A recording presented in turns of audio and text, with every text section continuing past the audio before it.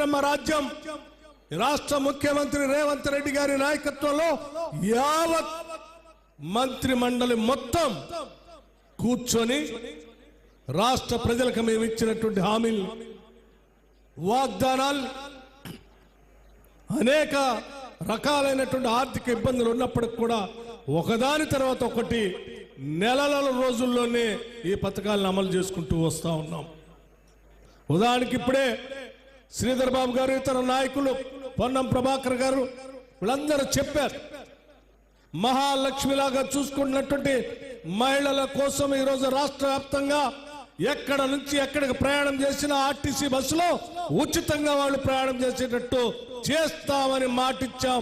చెప్పినట్టుగా ఈరోజు రాష్ట్రంలో ప్రయాణం జరుగుతుంది. దాదాపు 2500 కోట్ల రూపాయలు ఇప్పటికే రాష్ట్ర ప్రభుత్వం నుంచి ఆర్టీసీకి కట్టేటువంటి కార్యక్రమాన్ని చేపట్టాం. ఇది రాష్ట్రంలో ఉన్నటువంటి మహిళల కోసం ఈ రాష్ట్ర ప్రభుత్వం కట్టినటువంటి మీకోసం మీరు తీసుకున్న టికెట్ డబ్బుల్ని రాష్ట్ర ప్రభుత్వం మీ తరఫున కడతాం. 10 లక్షల రూపాయల వరకు ఆరోగ్యశ్రీ పథకం చేస్తామని చెప్పి అసెంబ్లీలో ప్రమాణ స్వీకారం చేసినటువంటి మరుక్షణమే ఆలస్యమైతే ఎక్కడో ఏ గ్రామంలో ఏ మారుమూల ప్రాంతంలో ఒక రోగైనా ఇబ్బంది పడుతూ ఉంటాడు, తక్షణమే చేయాలని అదే శాసనసభ ప్రాంగణంలో ప్రమాణ స్వీకారం చేసిన అరగంటలోనే 10 లక్షల రూపాయల వరకు రాజీవ్ ఆరోగ్యశ్రీ కార్యక్రమాన్ని ప్రారంభించి ముందుకు పోతా ఉన్నాం. 200 యూనిట్ల వరకు ఉచితంగా కరెంటు ఇస్తామని చెప్పి పేదవాళ్ళందరికీ లెక్కలతో సహా ప్రజా సంబంధాలు, వ్యవహారాలు చూసేటువంటి కార్యక్రమాన్ని నెరవేర్చి ప్రజాపాలన పేరు మీద ప్రతి గ్రామంలో సభలు పెట్టి మీ అందరూ ఇచ్చినటువంటి అప్లికేషన్ల దృష్ట్యా తీసుకొని ఒక్కొక్క దాన్ని లెక్కేసి రాష్ట్ర వ్యాప్తంగా 200 యూనిట్లు వాడుకుంటున్నటువంటి ప్రతి ఒక్కరికి ఉచితంగా 0 బిల్లులు మార్చి 1వ తారీఖు నుంచి ఈరోజు రాష్ట్ర వ్యాప్తంగా ఇస్తా ఉన్నాం. 500 రూపాయలకే గ్యాస్ సిలిండర్ ఇస్తామని చెప్పాం.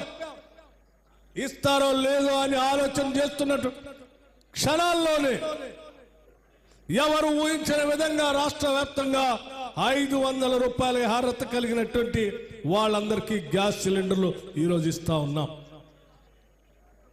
అంతేకాదు మిత్రమా, 10 ఏళ్లు ఈ రాష్ట్రాన్ని పాలన చేసినటువంటి టీఆర్ఎస్ ప్రభుత్వం ఒకసారి కాదు 2 సార్లు 14 నుంచి 18 వరకు, 2018 నుంచి 2023 వరకు ఒక్కొక్క టర్మ్ 10 సంవత్సరాలు ఈ రాష్ట్రాన్ని పాలన చేసి ప్రతి టర్మ్లో కూడా 1,00,000 రూపాయల రుణమాఫీ చేస్తామని చెప్పినటువంటి కె చంద్రశేఖరరావు గారు, టిఆర్ఎస్ నాయకత్వం ఆ 1,00,000 రూపాయలు కూడా రుణమాఫీ చేయకుండా గాలికి వదిలేసిన సంగతి మీ అందరికీ తెలిసిందే.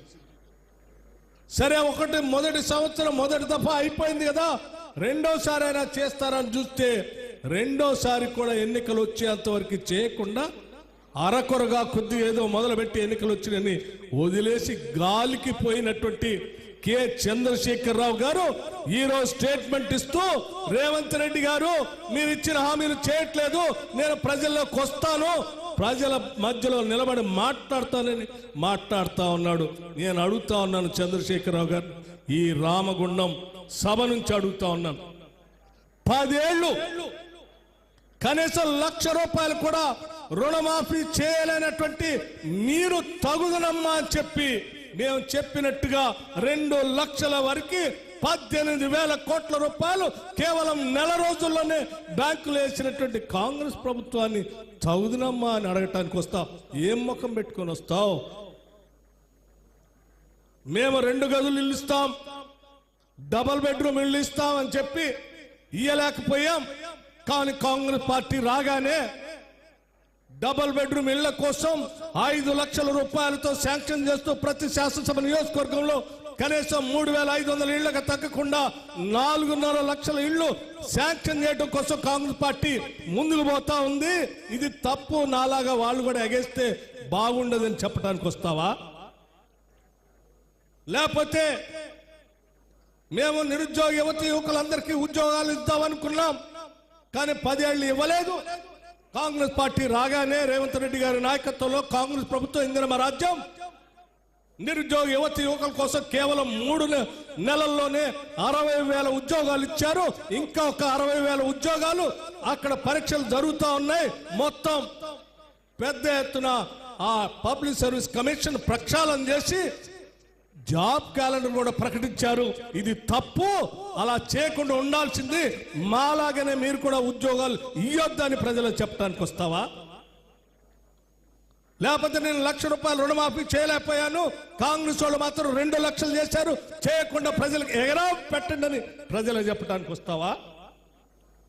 లేకపోతే వాళ్ళు చెప్పినట్టుగా మేము 3 ఎకరాల భూమి ఇస్తాను ఇవ్వలేకపోయాం, కాంగ్రెస్ వాళ్ళు మాత్రం ఉచితంగా మహిళలందరూ మహాలక్ష్మిలాగా చూస్తా ఉన్నారు, బస్సు ప్రయాణం చేస్తా అని చెప్పారు, ఇది తప్పు అని చెప్పడానికి వస్తావా? ఏం చెప్పడానికి వస్తావు? ఏం అడగటానికి వస్తావు? తెచ్చుకున్న రాష్ట్రం ఉద్యోగాల కోసం తెచ్చుకుంటే ఉద్యోగాలు ఇవ్వకపోతే ఈరోజు రాష్ట్ర ప్రభుత్వం ఇదే ఇప్పుడే చెప్పారు కదా, ఈ రాష్ట్రంలో నిరుద్యోగ యువత యువకుల కోసం స్కిల్ యూనివర్సిటీ పెట్టి పెద్ద ఎత్తున వాళ్ళకు ఉద్యోగ అవకాశాలు వచ్చేటట్టుగా కాంగ్రెస్ ప్రభుత్వం చేస్తా ఉంది. ఇది తప్పు అని చెప్పడానికి వస్తావా? ఏం చెప్పడానికి వస్తావు? నీలాగా 10 ఏళ్ళు నువ్వు నీ కొడుకు విదేశాలకు పోయి ₹1 తీసుకోకుండా ఇక్కడికి వచ్చి ఈ రాష్ట్ర సంపదనంతా దోపిడీ చేసి విదేశాల్లో దాచుకున్నటువంటి మీరు ఈరోజు రాష్ట్ర ముఖ్యమంత్రి రేవంత్ రెడ్డి గారు ఈరోజు మన ఇక్కడ ఉన్నటువంటి IT industries minister Sridhar Babu గారు అమెరికా, కొరియా లాంటి దేశాలకు వెళ్ళి వారి స్వప్రయోజనాలు కూడా పక్కన పెట్టి దాదాపు 36,000 కోట్ల రూపాయలతో ఎంఓయూలు చేసుకొని రాష్ట్రం కోసం నిధులు తీసుకొచ్చారు. ఇది తప్పు అని చెప్పడానికి వస్తారు. ఏం చెప్పడానికి వస్తారు మీరు? ఏం ముఖం పెట్టుకొని తిరుగుతారని నేను అడుగుతా ఉన్నాను. బొగ్గుబాయి, బొంబాయి, ఇంకొక బాయి అని చెప్పి బొగ్గుబాయిలో పనిచేసిన కార్మికులు అన్యాయం చేస్తే కాంగ్రెస్ పార్టీ అధికారంలో రాగానే పెద్ద ఎత్తున సింగరేణి కాలేజీలో పనిచేస్తున్నటువంటి నిరుద్యోగ యువత యువకులకి ఉద్యోగ అవకాశాలు ఇచ్చింది కాంగ్రెస్ పార్టీ, నోటిఫికేషన్ ఇచ్చింది కాంగ్రెస్ పార్టీ. అంతేకాదు సింగరేణి కాలేజీలో పనిచేస్తున్నట్టు కార్మికుల కోసం దేశవ్యాప్తంగా కాదు ఎక్కడా లేనట్టుగా కార్మికుల సంక్షేమం కోసం ₹1,00,00,000 ఇన్సూరెన్స్ చేసి కాంగ్రెస్ ప్రభుత్వం ప్రజాప్రభుత్వంగా ముందుకు పోతా ఉంది. ఇది తప్పని చెప్పడానికి వస్తావా? ఏం చేయలేదని చెప్పడానికి వస్తా ఉన్నా. నేను అడుగుతా ఉన్నాను, మేము చాలా స్పష్టంగా చెప్తున్నాం, ₹2 లక్షల వరకు రుణమాఫీ చేస్తామని చెప్పాం. చెప్పినట్టుగానే 5 సంవత్సరాలు ఆగలే. మేము కేవలం మేము అధికారంలోకి వచ్చారు 3, 4 నెలలు, 7 నెలలు, 8 నెలలు అవుతా ఉంది. ఈ 8 నెలల్లో 4 నెలలు ఎన్నికల కోడ్లో పోతే మాకు మిగిలింది కేవలం 3 నుంచి 4 నెలలు. ఈ 3-4 నెలల్లోనే అనేక పథకాలు చేస్తూ చివరికి మీరు జీతాలు ఇవ్వలేనటువంటి పరిస్థితిలో ఈ రాష్ట్ర ఆర్థిక పరిస్థితి కుదేలు చేసిపోతే ప్రతి నెల 1వ తారీఖున జీతాలు ఇస్తూ ఇంకొక 18,000 కోట్ల రూపాయలు తీసుకొచ్చి రైతుల కోసం రుణమాఫీ చేసింది ఈనాటి కాంగ్రెస్ ప్రభుత్వం. ఇది ఛాలెంజ్ గా చెప్తా ఉన్నాం. అంతేకాదు, వాటితో పాటు మీ ఆధార్ కార్డు వల్ల లేకపోతే బ్యాంకులో ఉన్నటువంటి సమాచారం సక్రమంగా లేకపోవటం వల్ల ఎవరిదైనా రుణమాఫీ కాకుండా ఆగిపోతే కూడా మీరు వ్యవసాయ శాఖ అధికారులు కలవండి. ఆ అధికారులు అవసరమైతే మీ దగ్గరకు వస్తారు. వాళ్ళకు కూడా ఎవరైనా ఆగిపోయి ఉంటే వాళ్ళకు కూడా చేస్తామని బేషరతుగా కాంగ్రెస్ పార్టీ ప్రజల కోసం చెప్పింది. ఇది అసలు సిసలైనటువంటి ప్రజాప్రభుత్వం. మీలాగా ఇళ్లలో పడుకోలేము, ప్రతిరోజు ప్రజలను కలుస్తున్నాం. అంతెందుకు, ఇదే రామగుండంలో ఆర్టీఎస్ 2B ఈ సెంటర్కి సంబంధించి నేను అడుగుతా ఉన్నాను, ఏమైంది? మీరు ఎందుకు చేయలేదు? మీరు ఎంతో భావోద్రేకాలతో కూడినటువంటి ఈ ప్లాంట్ ఈ ప్రాంతానికి సంబంధించింది. ఈడ ఉద్యోగాల కోసమో వెలుగులు నింపటం కోసమో ఆనాడు పెద్ద ఎత్తున ఇక్కడ పెట్టినటువంటి పవర్ ప్రాజెక్టు సంబంధించి నేను RTSA 14/7/1957లో 3.12.5 మెగావాట్లతో ఆ రోజు పెట్టారు.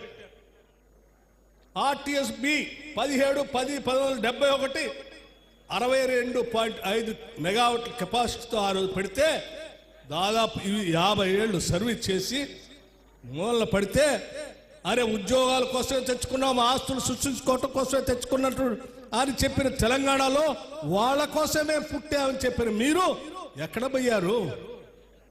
ఎందుకు ఆలోచన చేయలేదు దీన్ని?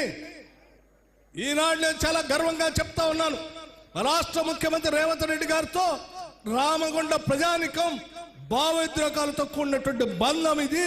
ఆనాడు పాదయాత్రలో కానీ లేకపోతే మిమ్మల్ని కలిసినప్పుడు కానీ ప్రతి ఒక్కళ్ళు ఇది కావాలని అడుగుతా ఉన్నారు.